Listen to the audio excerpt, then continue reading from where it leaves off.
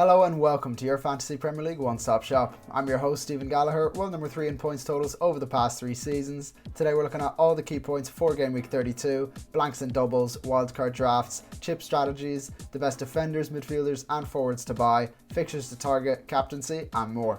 If you've been watching on YouTube and I've been enjoying the videos, consider subscribing. We're aiming for 5,000 subscribers by the end of the season. Let's get straight into it, starting with the blanks and doubles. I'll discuss how these blanks and doubles affect your chip strategy after this section, but for now, massive shout out to Ben Crellin for this graphic. To summarise, this Game Week 32 is a double game week for Newcastle and Crystal Palace. Game Week 33 is a double and 34 is a blank for Palace, City, Villa and Arsenal. So that is all confirmed, and as you can see, Game Week 36 will be a double game week for some teams and Game Week 37 will be a blank game week for those teams, according to the FA Cup predictions. So the teams most likely to double in 36 and blank in 37 are Man City and Bournemouth, then Spurs and Villa are the second most likely, followed by Crystal Palace and Wolves, then Forest and West Ham the least likely. But none of that is confirmed and all can change depending on the FA Cup results. What we do know is who is doubling in 32, 33 and blanking in 34. So based off all this information, let's build a wildcard draft. This team is based around targeting a bench boost in 33. Starting in goals, we have Raya and Martinez. Both players double in 33 and Martinez plays Southampton this game week, so they're nailed onto this team for sure. Onto the defence, Livramento is in there. He's got a double against Man United and Palace, both at home this game week. I really like the look of him for this double. He's got to be in there, and Newcastle players in general are a great pickup, especially if you don't have a free hit left for Game Week 34, because they also play in that blank Game Week 34. Next to Livramento is Konate, a cheap way into the best defence in the league. To be fair, saying that after they just conceded 3 goals to Fulham away, probably not the best timing, but over the course of the season, they rank first for expected goals conceded. They've kept the most clean sheets alongside Forest and have conceded the second fewest goals in the league. So the fixtures are there. Konate is in the team, followed by Munoz for his back-to-back doubles. I wildcarded last week and I didn't go for Munoz. I just didn't fancy his fixtures for the clean sheets personally, but I did say that he can always get an attack in return, and that he did. He scored and came away with 8 points against Brighton, so he's locked into this wild card. Then we have Gvardiol. He doubles in 33 and is projected to double in 36 too with Man City. Remembering how to defend, he's a great shout with his attacking potential, and upcoming fixtures looking really nice to end the season. And finishing off the defence, we have Saliba going for the double Arsenal defence. Yes, they've lost Gabriel, but we saw in the Champions League they can do it against Real Madrid. They kept a clean sheet and kept Real Madrid very quiet, and I think that will do them a lot of confidence defensively. He's got the double next week. Saliba is locked in there. Moving on to the midfield, Saka finishes off the Arsenal triple up, but he's a bit of a minutes concern with him just coming back from injury, then playing, almost all the game against Real Madrid.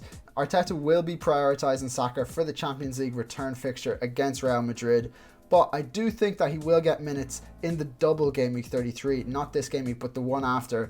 I'd be very surprised if he played 90 minutes in both games. I think that's very, very unlikely, but I would expect him to get 100 minutes over the 2 games, and Saka for 100 minutes is a player that I'd want in my team. Next to him is Mo Salah. What is there to say about Mo except that he's the main man? I know he is a bit out of form, but I fully expect him to come back with a bang this game week against West Ham away. He's locked into the team. Beside him is Jacob Murphy. He banged 2 goals last week against Leicester. He's got the double this game week and then plays in Game Week 34. He's so cheap, only 5.1 million now. Great value at his price, an absolute lock into this team. Next to him is Sarr. We're going for another Palace player for their back-to-back doubles, and I do think the fixtures favour the attackers more than the defenders, and Sarr is just a really nice budget way into that Palace attack. And finishing off the midfield is Rodgers. He's in great form, a goal in the Champions League against PSG midweek and a goal and 2 assists in his past 2 Premier League games. He's got Southampton this game week, then a double in 33, and he's still very cheap, only 5.6 million. He plays basically every minute, so he's a great pick for your wildcard. On to the forwards, starting off with Mateta, finishing off the Palace triple up. He's on pens, he's got the back-to-back doubles, back to goal last week, he is locked in. Next to him is Isak finishing off the Newcastle triple up. He's probably the second name on the team sheet after Mo Salah.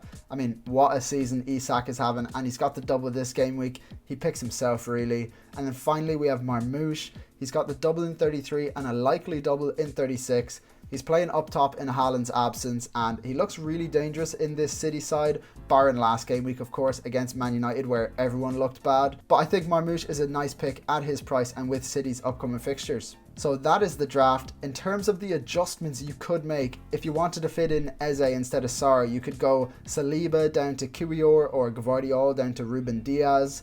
You could also go Konate down to Bradley, but all the picks here are more nailed on than those suggestions in terms of their minutes. And with this team, I think the transfers that you could bank are Murphy to Savinho next week to get another player Dublin in 33, and also Livramento to Villa defender like Konsa. Those would be some nice moves to get in some more doublers in 33. So let me know what you think of this draft. If you're wildcarding this week, are you going for something similar to this? Comment down below. Now let's move on to some more general chip strategy talk. So in this section, I'm going to go through each chip and talk about the best time to use each of them. It will obviously depend on how many chips you have left and what your team is looking like, but all of this will affect the transfers that you're making now. So starting with the triple captain chip, if you still have your triple captain chip left, then this game week is a great time to use it on Isak against Man United and Palace, both at home. Howe has cleared Isak to play. He's 100% good to go, so no worries there. But if you don't want to use a triple captain this week, whether you're playing another chip like bench boost or assistant manager, or you just don't fancy Isak for the chip, then my next favorite time to use it is on Saka in game week 33 against Ipswich away and Villa at home. But if he's not fit for those fixtures, then another good option to use it on is Marmoush or Haaland in game week 36 for Man City's potential double against Southampton away and Bournemouth at home. If you still have your bench boost and triple captain and you don't know when to use them, then I would say prioritize your bench boost because it's a much stronger chip in relation to the triple captain. So I'd pick the week that your bench boost looks stronger out of this game week and next game week, and then play your triple captain in one of the other game weeks that I mentioned. Now, if you still have your free hit left, then it is very team dependent when you can use it. What I would do is count the number of players you have that blank in game week 34 from Palace, City, Villa and Arsenal, and check the number of free transfers that you have left so you can calculate how many players you can field in game week 34 without taking any hits. And if the number of hits you have to take is large, as in more than 12 or so, then I'd say game week 34 is a good time to use your free hit. Alternatively, if you just don't like the look of your team in game week 34 and think that a free hit would get you a better team, which it would, then I would say go for it then. But if it is avoidable and you want to save it for game week 37 instead, that is an option. However, in general, I think a lot of people have loaded up on players that double in 33 and therefore blank in 34, so free hitting that week makes sense for a lot of us. Finally, on assistant manager chips, if you still have yours left and no other chips, then I think this week on Glasner is a great use of the chip. You get back-to-back doubles in 32 and 33. Then in 34, you move him on to someone like Marco Silva for Fulham's fixture against Southampton. However, if you plan to use other chips over the next few game weeks instead of the assistant manager chip, then I think using it on Pep between 35 to 37 is a really nice play. They play Wolves at home in 35, a possible double on Southampton away and Bournemouth at home in 36. And in this case, City would blank in 37, so you can swap him to a table bonus manager that game week, maybe Potter against Forest at home, depending on how the table is looking by then. So that is a short summary of the chip strategies that you can use. Obviously, extremely team dependent, very dependent on how many chips you have left. But I hope this helped you get an idea of how to approach the upcoming blanks and doubles schedule based off the remaining chips that you have. Next up is defenses to target using our fixture difficulty and defensive strength ratings over the next 5 game weeks, with more importance given to the earlier fixtures. First in the rankings are Newcastle. They double this game week against Man United and Palace, both at home, and they don't blank in 34, so Newcastle players are a great pickup right now, especially if you don't have a free hit to use in 34. My favourite pick from them is Schär, but he's on the more expensive side. If budget is an issue, then I think Livramento and Dan Burn are good pickups. It's a close one between Burn and Livramento. Trippier is another good one to consider, but he's the most expensive and his attacking data is actually the worst out of all of them, so I'd put the other 3 ahead of him there. Second in the rankings are Liverpool. They have no doubles coming up, but the fixtures are good and they're a great defence. Van Dijk is the best pick for me, just his consistency and his set piece threat, followed by Konate, and then Connor Bradley coming back. He's another one to consider at his price. Third in the rankings are Crystal Palace. They have back-to-back doubles in 32 and 33. The fixtures aren't great from a defensive perspective, but Munoz such an attacking threat that even without clean sheets, you expect him to get some sort of return, as he did last week with a goal against Brighton. Fourth in the rankings are Man City. The fixtures look good. They double in 33 and likely double in 36 too, and they have been improving defensively. Gvardiol has good minutes and good attacking data, but if you can't afford him, then Ruben Diaz is the next best option, as his minutes are fairly secure in that Man City side. Fifth in the rankings are Brighton. They have Leicester at home this game week and West Ham at home in 34. I think they're a good pickup, but only if you can get them in this game week and then bench them around the upcoming fixtures. What I will say is that they have a ridiculous amount of injuries in their squad, and particularly in the defence. Van Heck just got a red card against Palace, so he's out for the Leicester fixture. That's not going to help their defence at all. But I do think that Verbruggen, Dunk and Estupiñán are decent shouts with the fixture against Leicester this game week, and the fact that they play West Ham in 34, especially for those who don't have a free hit to play that game week. Seventh in the rankings are Arsenal. They play Brentford at home this week. We know Brentford can score goals with Mbeumo and Wissa, and Arsenal, they have lost Gabriel. Those are all the reasons that I would say to avoid Arsenal defence, but there's more reason to go for them in my opinion. They're tied with Liverpool for expected goals conceded this season, according to most models that we see, and they rank third for clean sheets after Liverpool and Forest. Yes, they lost Gabriel to injury, but we saw in the Champions League they locked down Real Madrid and were very dominant in that game, which will do them a lot of confidence defensively. They've got the double next week. Raya and Saliba are two great picks, and also Kirior, a nice budget option, but his minutes I would say are a bit less secure than the other two. On to attacks the target over the next 5 game weeks, with the immediate fixtures given more importance than the later fixtures. First in the rankings are Newcastle, top of the defensive rankings, now top of the attacking rankings, and the fixtures in this double are great. Man United and Palace both at home, as I said. Then Villa away in 33, not great, but then they have Ipswich at home in 34.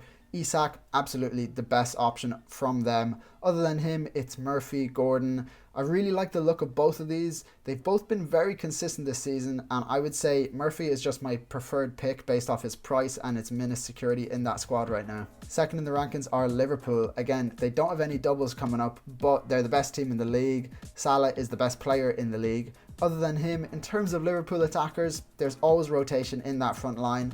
I would say Diaz is my favourite pick, as his minutes have been really good recently, but all of them are minutes risks except for Salah. Third in the rankings are Crystal Palace. A goal for Mateta and 2 assists for Eze against Brighton last game week. Back-to-back doubles now.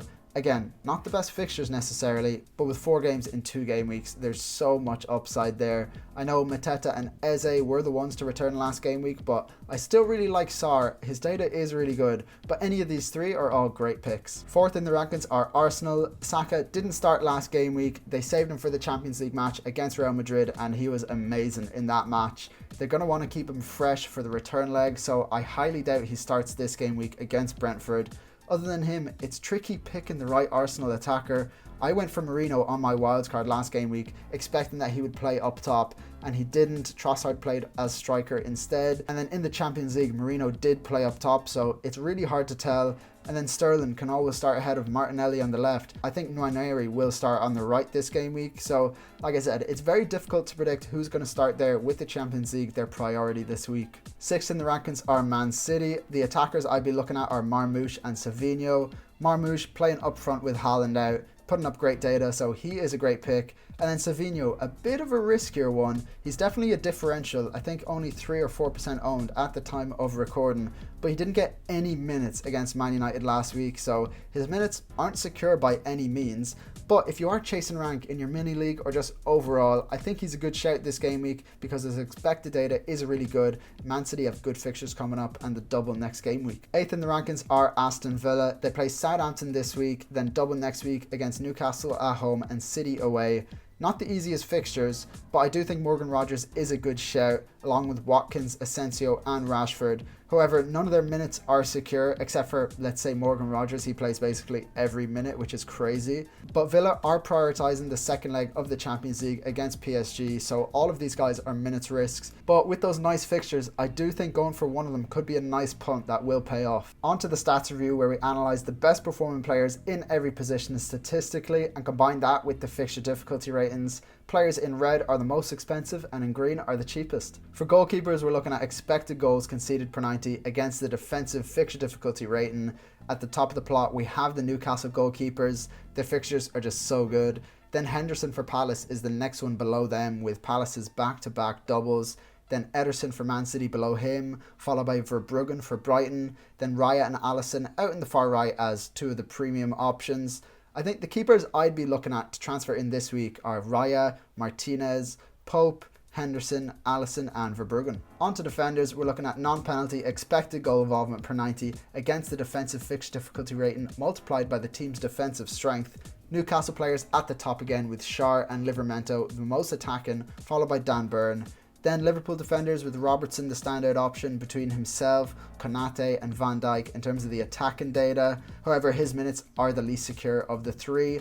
Then there's Munoz for Crystal Palace, far out ahead of all the defenders. Then Gvardiol for Man City.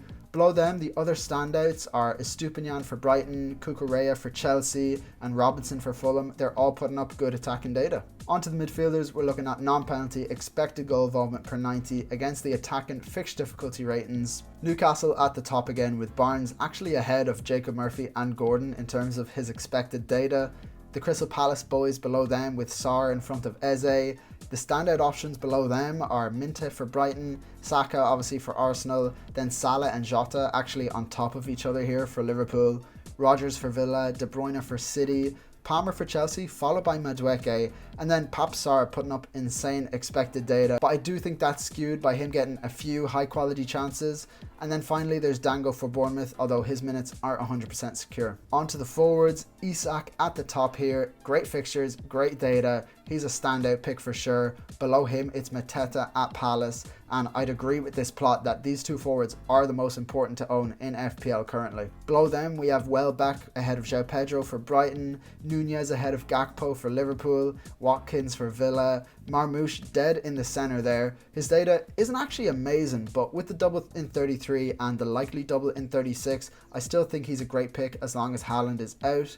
And on the far right we can see Nicholas Jackson. His data is amazing as usual, it's just about can he put away those chances. The fixtures are there, maybe he is one to consider for the tail end of the season. So on to captaincy, and in my top spot I have Isak, no surprises there. He's got the double, both home fixtures, on penalties, what's not to love. In second I have Mateta, another penalty taker with double fixtures.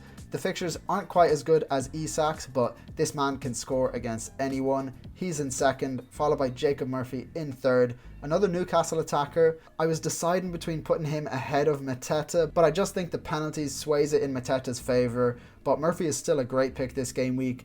In fourth I have Sarr, another Palace attacker. Again, I had to make a decision between Eze and Sarr, and I know Eze is just coming off the back of a 9-pointer with 2 assists, but Sarr's data over the course of the season is better. I just edge it in his favour this week. And finally in fifth I have Mo Salah. He's not got a double game week, but he's Mo Salah and he's got a nice home fixture against West Ham, so I back him to return this game week. On to my game week 31 review. Not a great game week for anyone. In fact, game week 31 was the lowest game week average of the season so far at 34 points, so one to forget for sure. It would have been a massive red arrow for me if not for Jacob Murphy smashing it with a 16-pointer, pulling me out of the fire there. But overall, not a great start to my wildcard. Let's look at how I'm lining up this game week. On to my game week 32 plans. The team is looking really well set up this game week. Famous last words, but I do expect a green arrow because the plan this game week is to bench boost. Everyone on my team has home fixtures except for the 2 Palace boys with their double. The decision to be made was whether to triple captain Isak or to bench boost this game week, and I really like the look of the bench boost.